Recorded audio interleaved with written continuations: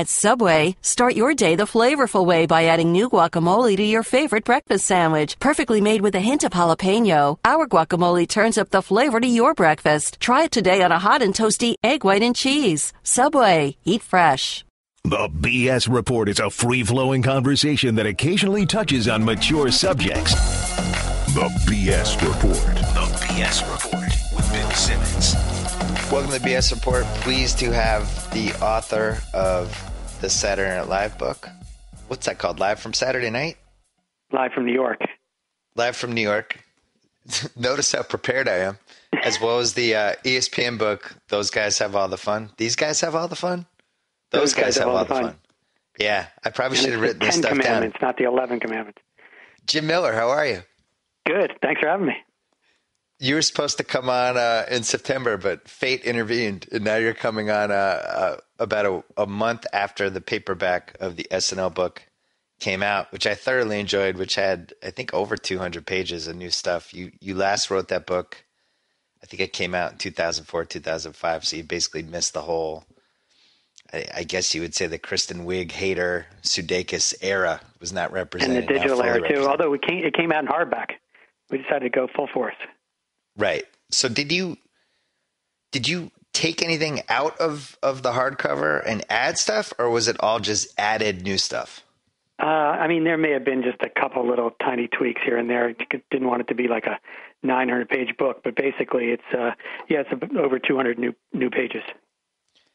And the most interesting, I guess, development over the last 10 years was how the show evolved digitally and the digital shorts and all that stuff, which, you know, I'm not positive Sandberg gets enough credit for, just in a big picture sense, for just the breath of fresh air that breathed into the show. And, you know, the show from 03, 04, 05, I thought was in a little bit of a funk. Didn't totally know what it was. It was between the Will Ferrell era and some new era that hadn't evolved yet.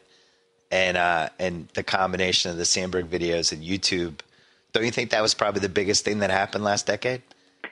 Absolutely, and I think you got to credit Akiva and Yorma as well. But yep. You know, the funny thing is, it was just an accident. You know, spent a lot of time in the new book deconstructing that, and the truth is that those guys just didn't like pitching, and so for them, it was easier just to go out and shoot something and then show it to everybody and say, "Do you like this?"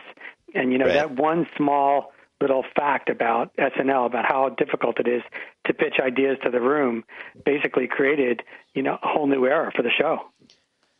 And then you also they just struck oil with a couple cast members. I think, you know, Hader, Kristen Wiig, Poehler, who left at the end of last decade, but just, you know, real stars that you've always felt like when you were watching the show were going to go on to bigger and better things. Now I'm watching this year's show, and I'm not sure who those people are on this show that will transcend the show. Do you see, like, if you had to bet on three people, who would you bet on?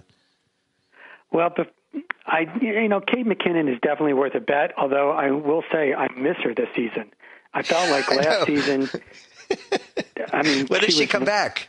I mean, she was roaring ahead, and obviously every week is, you know, I mean, there's no guarantees, but I felt like last year she was a much bigger blip on the SNL radar screen than she is this year, and it's probably no fault to of hers, but, you know, just the way the show sorts itself out. So I would probably bet on, you know, Kate being around. I think Keenan Thompson's going to have an interesting career after SNL. Guessing this is probably his last year.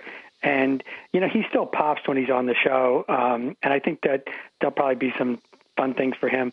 But I guess the big X factor is Pete Davidson, because I do think he's off to a strong start, although he's much better on Update than he is in the sketches, because his eyes are kind of like wandering around when he's in the sketches. And I know that takes getting used to, but once he settles down, I think he's going to be a real find. He's definitely out of all the people they have. He's the one guy who jumps off the TV, which I think is a great way to judge the SNL people. Like if you just can't take your eyes off them in a sketch, like in the Jim Carrey episode, he played Jim Carrey's zombie son. He's with Jim Carrey, and it was just like, as a combo, I was kind of riveted the whole time. It wasn't the best sketch, but I thought they were good at it. I thought the Carrey show was fascinating though, because It took them almost 75 minutes to put him and Kate McKinnon in a sketch, which I would have thought going into the show, that would have been the number one goal of the show, was to be like, how can we unleash these two in the same sketch? I don't totally understand that show sometimes. Like when you're watching that, are you just, I don't know. Yeah, I mean, you're probably the show's number one historian. Do you just scratch your head sometimes at some of that stuff? Sometimes, but it's interesting because I like going to dress. I don't really like going to a live show. I like going to dress, and then it's kind of like a parlor game afterwards. You pick which sketches you think are going to survive, and then I even do the order, kind of like this is what, in a fantasy world I would be putting on in the order. And, to Lorne's credit, there's a whole other thing he's thinking about. So he operates on a different level, and sometimes, it's easy to understand, and sometimes it's not. But I don't think they strategize in the way that you were just talking about. Like, okay, let's get Carey and let's get McKinnon right off early. It's more. It winds up being this really weird meritocracy, which is just like, what do we think the best sketches are? And they go from there. So that's not a question of like a rhythm type thing where it's like, we'll put the best sketch first and then here's a sketch that just kind of goes in a different direction, but now we know we have the second best sketch after that. They don't think that way. Well, I think that, look, the strongest material, the cold open is always going to be important because you got to get off to a flying start. And I think that, there's a lot of attention paid to that. But, in the old days, I remember when Update was earlier, you'd have, a really great sketch right before because you wanted to hold people, for Update. And now, of course, it's after the musical act and a little bit later. Sometimes it's a lot later. But it's kind of settled down now in its own place. So the bulk of your paperback was about this new era that kind of it unfolded. Do you feel like, I mean, basically you could break the show down into a bunch of different eras, right? The first era was the first 5 years, the Belushi, Aykroyd, Bill Murray, Lorne Michaels era. Then it goes to the Eddie Murphy, Ebersol era. Then it goes to eventually the Phil Hartman, kind of blossoms into the Phil Hartman, Dana Carvey, but then Mike Myers, Adam Sandler, kind of goes all the way through to the disastrous Garofalo season. Now all of a sudden you have the Will Ferrell era. Then you have another transition, and now all of a sudden you're in the Polar, Hader, Kristen Wiig, that era. The Tina Fey, and don't forget Tina Fey. Yeah, which was both behind the scenes and in front of the camera. She was a pretty big matzo ball. Right. And now we're in this kind of undefined era, and it's year 2. Usually when they have the transition years, it's 1 year, but then things kind of work itself out in the second year. This is the second year, and it still feels like a transition to me. Am I wrong? It is a transition, and in part because, I mean, look, they not only lost Hader, they lost Will Forte, they lost Kristen. Andy, there was a lot of losses at the same time, or at least within, a couple of years, and it takes time to recover. I mean, I think one of the things that's going on right now is you just don't have that big alpha like you do with Will Ferrell or Phil Hartman. I mean, to a certain degree, Hader became that guy, and you had Will Forte and Jason Sudeikis, and I mean, there was a lot of bench strength. There's a lot of talent on the cast right now. It's just that there's not somebody that can carry the show. There's not somebody that can, I mean, one of the great things about Will Ferrell and, of course, Eddie Murphy was that they could take average material and make it great. Right. And no matter, what they were doing, sometimes they could read the yellow pages and you would just be so consumed by them and their presence on the show. And, right now they probably, don't have that person, which means that it's a little tougher. It's a little tougher. And, and Update is going through a huge transition. Yes. I want to talk about that in a second. I thought SNL over, I've been there for most of the 40 years. I started watching in the late 70s at some point. It's a lot like a basketball team. And you're not going to win a title in basketball unless you have the alpha dog. And I think any great SNL season, you always knew who the alpha dog was. And when it's a season where it's just role players, that's almost like where you have an NBA team that doesn't have the great scorer or the great big man. And it's just a bunch of guys who are solid, but ultimately they aren't going to be that threatening. I wonder, it's almost like lightning in a bottle to find somebody like that, right? and you need to be smart with who you're getting. You also need to get that person at the right time in their career when they're kind of ready to blossom, when they're ready for it. And I mean, don't you think that's at least like 50-60% just luck, just to catch somebody at that point? You know what I mean? Absolutely. And also it's also sometimes the marriage of the right cast member with the right writing staff. Yeah. You know, because there have been, just like we're talking about the pluses and minuses on the acting side, there are, you know, some great writers that come through and then all of a sudden they disappear. I mean, John Mulaney, you know, was there, and Jim Downey was there, and Paula Pell was there all the time. I mean, you know, those people are difficult to replace as well. So, but I think to your point about the basketball team, look, you know, not every season is a championship season. And so when you do go through, you know, it's like your Celtics losing McHale and Bird. And, you know, I mean, all of a sudden you lose them. And where are you going to find the replacements? Right. And when they had that disastrous Garofalo season, they fired Sandler and they fired Farley, which I don't think a lot of people even realize. You covered that in your book, but it seems like I think people Sandler didn't even realize it. Right.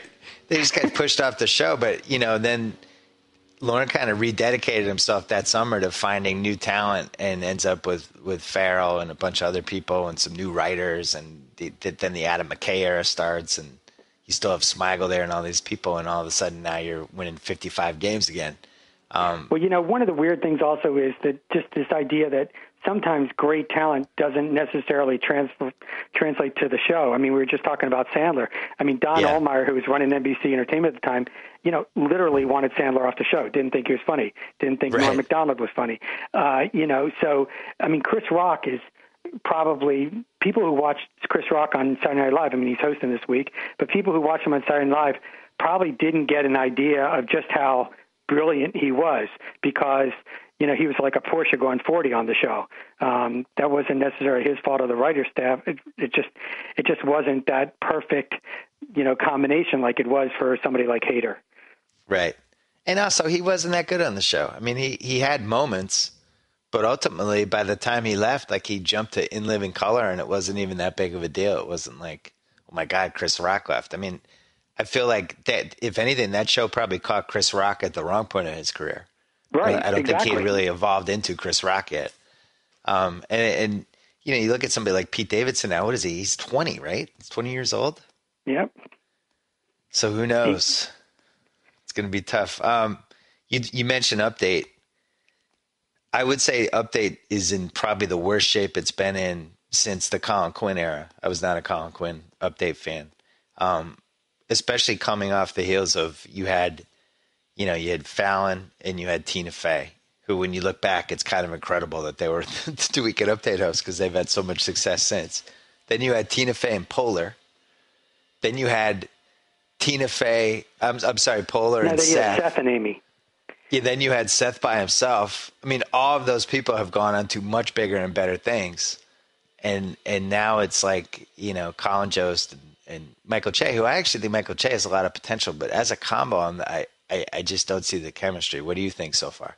Well, the weird thing was that they had a lot of chemistry in the writers' room, so it wasn't like they didn't know each other. But I think one of the things that we're seeing this season just is a reminder of, you know, how incredibly lucky we were earlier, as you said, if you look down at those last 10 years, to have those combinations on the Update desk. That was pretty impressive. And I also think Seth is one of those guys that we kind of we didn't take him for granted, but when you think about the job that he did, given what happened with Cicely and Colin, and now Colin and Michael Che, you know, it is really, Seth was really impressive. And one of the ways he was impressive, and the guys now are just trying to figure this out, but when people came on the Weekend Update set, like the whole thing with Stefan, I mean, Seth took that to another level. His dynamic with people who came on was incredible because he just elevated them. And it's a really hard thing to do. And, you know, when Hader came back to host, he went on the Update set and, you know, I mean, he was good and, you know, it was fine. We expected it and it was a lot of fun to see him doing it. But that dynamic that, you know, he had with Seth is kind of like irreplaceable. What Seth did on Weekend Update was very, very hard to do. I'm glad you brought that up because it's a real talent to be able to do that. And I would say I'd use a professional wrestling term. In wrestling, the best wrestlers are the guys who sell the other guys. You know, and you go through history and it's like Shawn Michaels and Ric Flair and John Cena. It's not just that they're good at wrestling, but they're also selling the other guy's moves and they're great at it. And when the other guy does a move, the way you fall and the way you pretend you're hurt and all that stuff is such a big part of the match.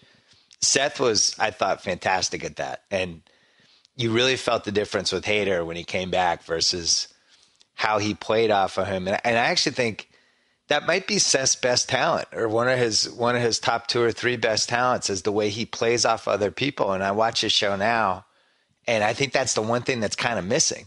Seth's at his best when he's surrounded by characters and chaos, and he's kind of the straight man for it and selling it. And I don't know how you make that a focal point of a late night show, but I really think that's what his best quality is. Does that make sense?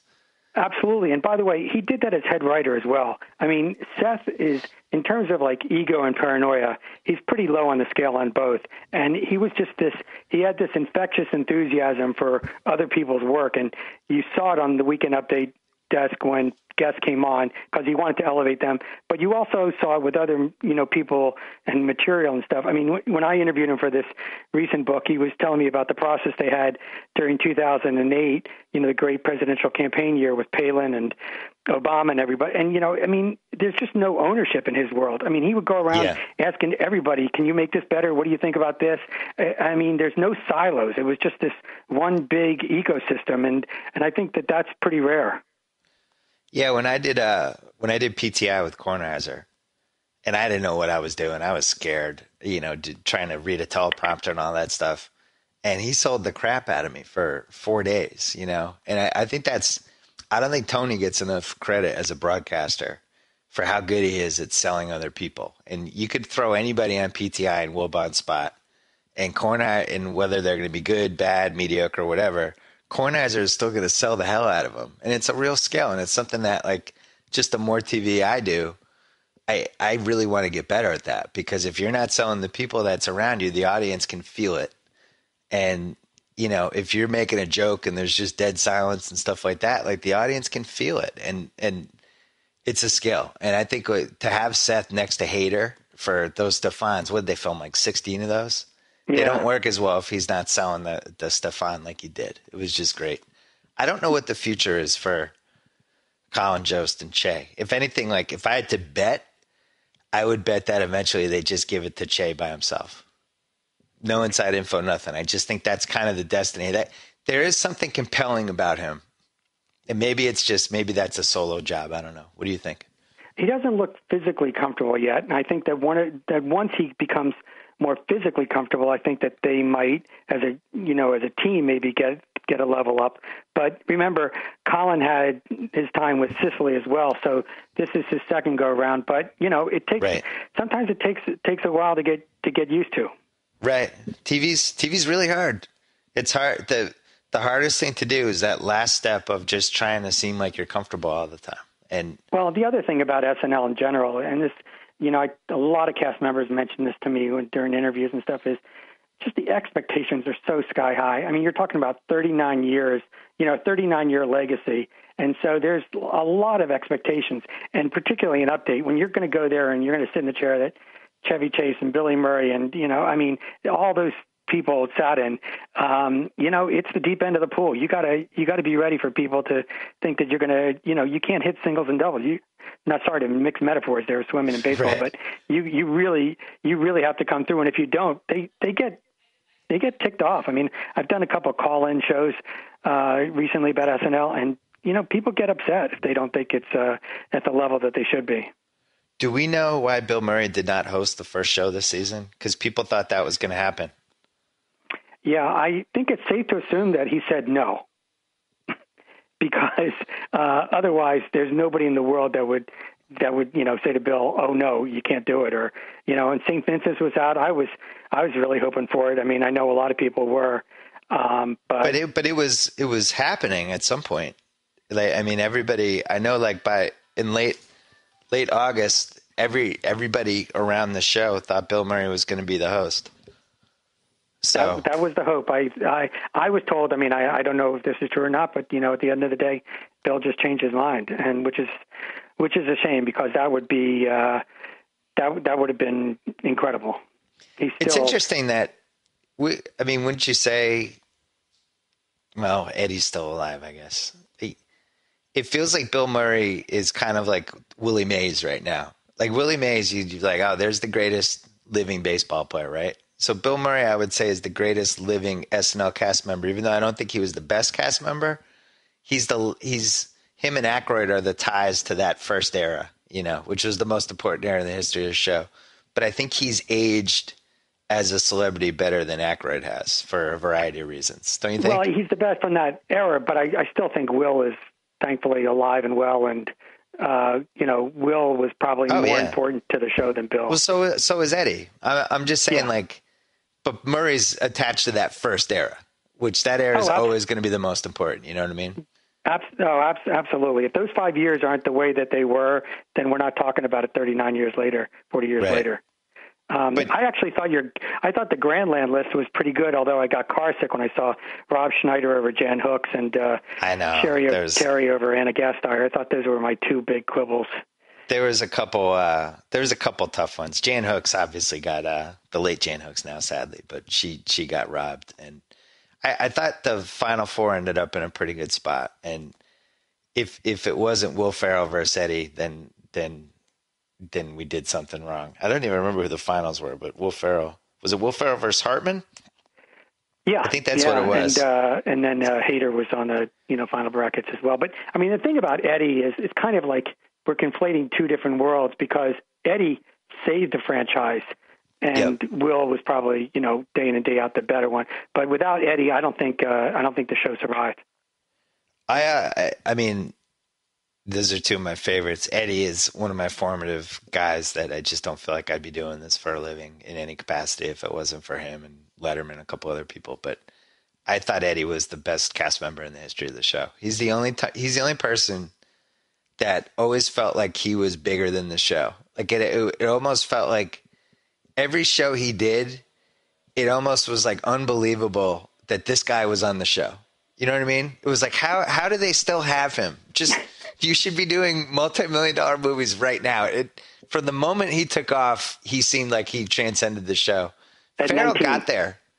Yeah, at 19, 20 years old. Farrell got there in a lot of ways, but, he was on that show for 7, 8 seasons. They had some uneven seasons with him. Eddie was just shot out of a cannon. And the number of characters he came up in his first full season is unprecedented. I mean, he had 12 running characters in that first full season. I think he's the best cast member they've ever had, personally. And he pops in a way. I mean, you watch 48 Hours or Beverly Hills Cop and you think it's just ridiculous. I mean, and his translation to the big screen was probably, although a lot of people have gone on to great things on the big screen, those two shows and Trading Places, those three movies alone right after this, and I mean, it's just incredible. And I think, Wig was really talented. I personally think a little bit overrated, just because you look back at the body of the work and like what the great sketches were with her. And she has less great sketches than you think. Like the beauty in what she did was she was just an unbelievable actress. And I think that was the same quality that Jan Hooks had, and that Jan Hooks, never got credit for. Jan Hooks was a great actress. Like, you watch some of those sketches and she's just really, really, really good. It's almost like having the sketch comedy version of Meryl Streep or somebody, just selling these crazy, weird characters. And you watch like something like the Sweeney Sisters, and she's just all in 1,000,000%, and I think the women that have succeeded on the show the most, whether it was Wig or Hooks or Molly Shannon or Maya Rudolph, those are they just went all in. They were just fearless, and that was what I respected about Wig. But I look back and I'm like, all right, what were the 4 best sketches she's ever been in? I don't even know. But you felt in good hands when she was on. Always. I mean, there was, she was on solid ground, and you just knew that she could pull it off. She was very, very steady. Who do you think was the most underrated SNL cast member from the first 40? From the first 40, it's funny because I was tempted the other day. I thought it was really sad that I mean, obviously the Jan Hooks died, right. but she never got the acclaim. I'm glad that she got it recently in the past couple of weeks. But in some ways, I might throw her out as number one, because even though she was noticed and people knew her, the degree of her talent and the impact that she had on the show and her presence on the show, I think, is infinitely larger than what she's gotten credit for. So I still consider her to be underrated. Yeah, she's up there. I would put Gilda number one. I think Gilda. See, but I never think of Gilda being underrated. I mean, she was a genius, and we thought she was a treasure while we were watching her.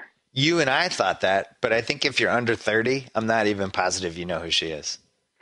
Well, you know what I mean? I don't think unfortunately, she died so young. We didn't get a chance to know her longer. But I think at the time, I mean, if you kind of view it, I'm trying to answer the question in time, and in real time, yeah, that makes sense. I think, I mean, obviously, I mean, look, when Gilda was the second or third year, people were saying this is, that generation's Lucille Ball. I mean, she was definitely acclaimed. Unfortunately, like a lot of SNL women, she had a harder time leaving the show after, to do what she did afterwards. Well, yeah, and she had a lot of personal issues too. But I still think she's the most talented female they ever had. Like, she could do the most things, and you just go back. Like, fortunately, all those sketches are on Yahoo for the most part now. Just the variety of looks that she had and how she just owned different sketches was amazing. I think people forget how big and important and awesome Dana Carvey was when he was on that show. If anything, it's weird. Hartman has become kind of the guy that people remember first from that era, but that was Carvey's show for the first 4 years they were on together, remember?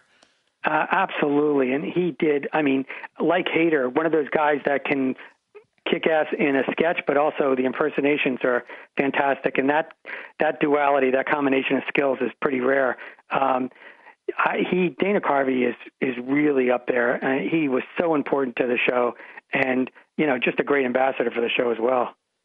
I do think I was saying this to my staff when we were trying to figure out who the seeds would be for the tournament, all that stuff. And my only thing, I was becoming grumpy old man on the couch, but I was like, we have to judge these people just by what they did on the show. Like, everybody loves Farley, and Farley had, the Chippendale sketch is one of the best ever, and the Matt Foley sketch is one of the best ever, and he was a force of nature on the show, no question. But people love him because of everything, their memories of him in those couple of sketches, plus Tommy Boy, which became this iconic comedy from that decade. And we have to remember that he got fired from the show, when you're comparing him to Will Ferrell, you're comparing him to Will Ferrell and Eddie Murphy. Like, those guys never would have been fired from the show ever in a million years. Well, I think in your grid there, I think Dana actually lost to Chris, and there's just no way in terms of, if you just view it through their work on the show, Dana Carvey's body of work on SNL was,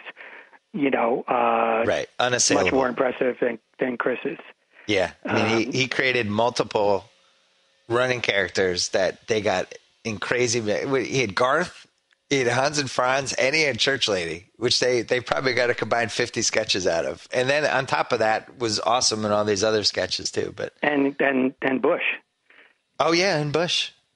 When you were researching this, or doing the interviews for the last 10 years, was there a theme that popped up that surprised you? Yeah, I actually thought one of the most interesting things was, the first 30 years was, had a healthy dose of sex, drugs, and rock and roll. And it was just interesting because the stuff behind the camera and the culture of the place, it's just a huge paradigm shift. I mean, Tina Fey said to me, Jim, we're like worried about making our appointments with our personal trainers. Right. I mean, people were not, going to the after party at 3 a.m. A lot of them were either married or in committed relationships. So, the hooking up factor was greatly reduced. You can walk through the offices and, occasionally smell pot, but it's nothing like it was, 20, 30 years ago. And it just they were really, really concerned about their careers. They were working really, really hard. They were kind of like, operating between the 40-yard lines. And that was just a total change, which I think was kind of interesting to report on. Interview after interview after interview, people would say, I don't think I could have survived on the show back then. How the hell did they get the show out? Right. It's such a tough show to do. I don't know how they could do it based on what I heard. And, so it was, that was a real surprise. I had no idea. Well, imagine doing the show in the 70s without email, or the 80s or the 90s. Like, when you think of it that way, it's hard to believe they've stuck to the same structure of the schedule. When you would think that email and some of this other stuff would have made it easier. I was surprised reading the new stuff. I was really surprised. Jim Downey was kind of throwing grenades, right? He had no problem lobbing a couple. He plays for keeps. There's no unspoken thoughts, which is why I love him so much. I mean, he really, he says what he thinks. And it's funny because he'll say, I don't think that sketch was particularly well written, but, got a lot of attention. So who knows? I mean, he just goes for it.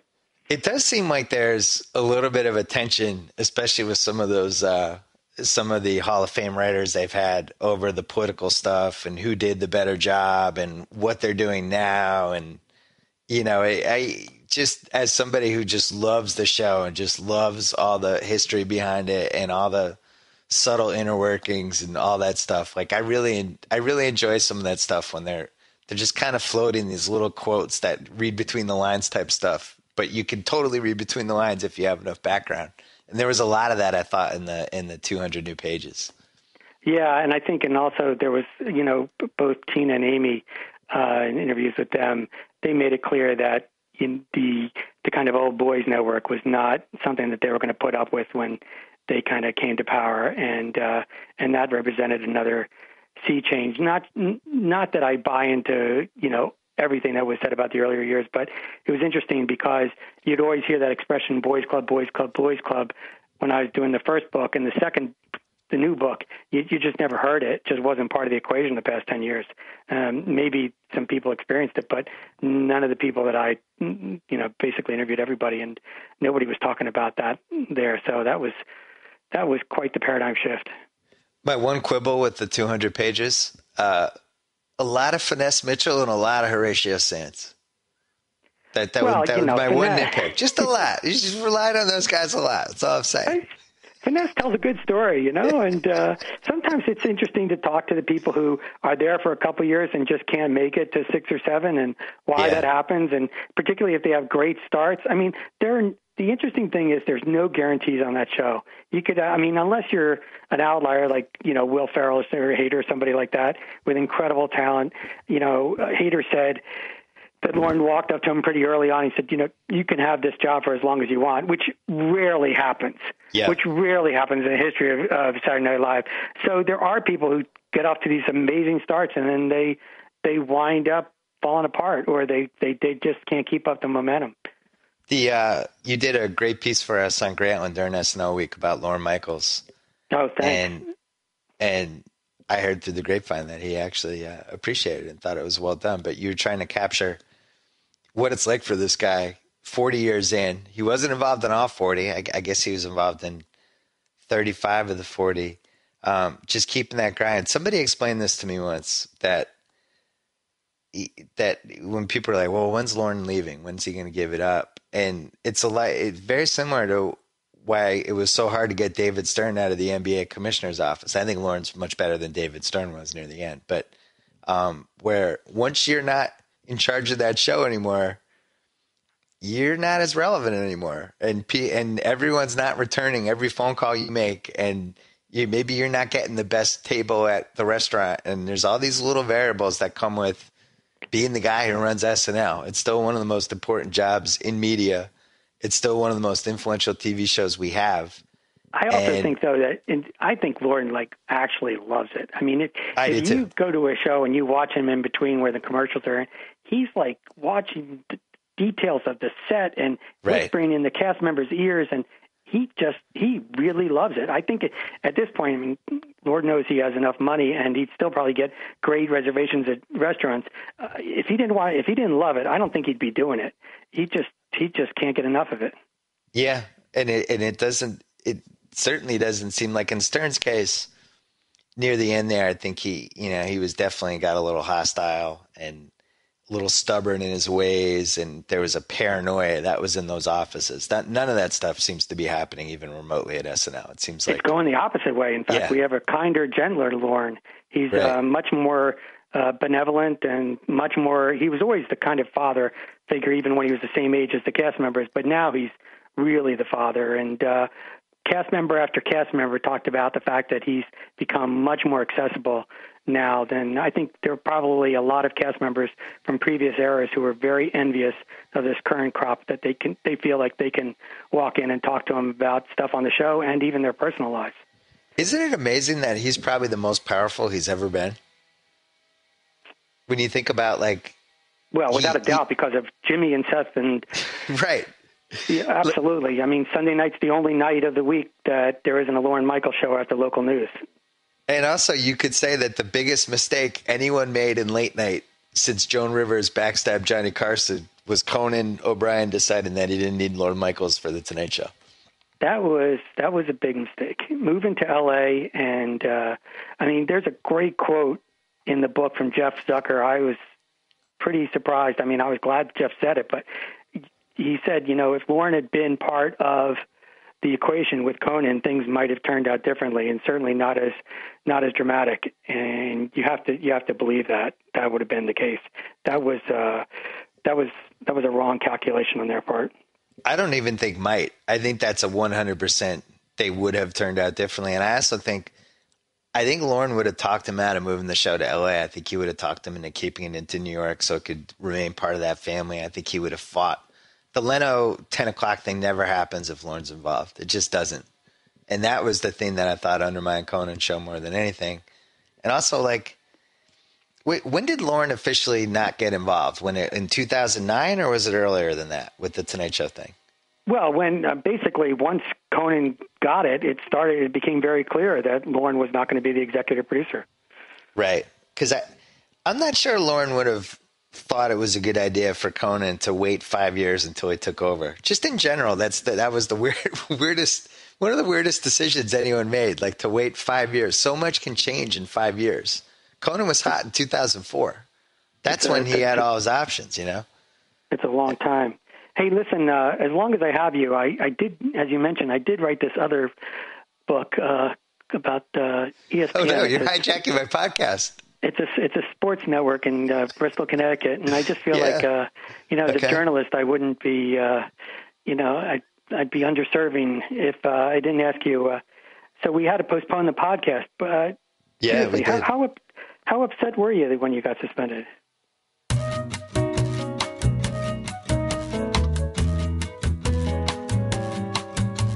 Well, listen, I don't want to be a jerk and hijack too much, but just one more little question here. Well, wait, hold on. We should mention that a lot of this stuff might actually get cut out, so just be prepared.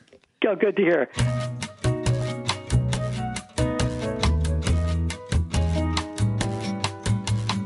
Look, I think for the 15-minute ESPN conversation we just had, that maybe 3 minutes will actually make it into the podcast. No, come on. I think it was pretty illuminating. You should at least allow me to edit it in fairness.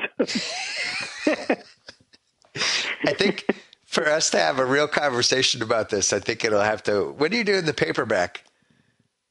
Of which book? Of the ESPN book. When's that happening? When are you doing the next round? Oh, probably in a couple of years. Yeah, I'll save all my stories for that. SNL. The book is called Live from New York. It's available on paperback. You can get it on Amazon. No, hardcover. It's hardcover? You're right. It is hardcover. You mailed it to me. Yeah. Look how poorly researched I am. It's a hardcover, and it's available on Amazon and the 4 remaining bookstores in America that still exist. You can get it. Actually, it's worse than that. It's because it's not really available on Amazon because my publisher has shed in this ground war in Southeast Asia with Amazon, so they've been screwing around with stuff. It's not on Amazon?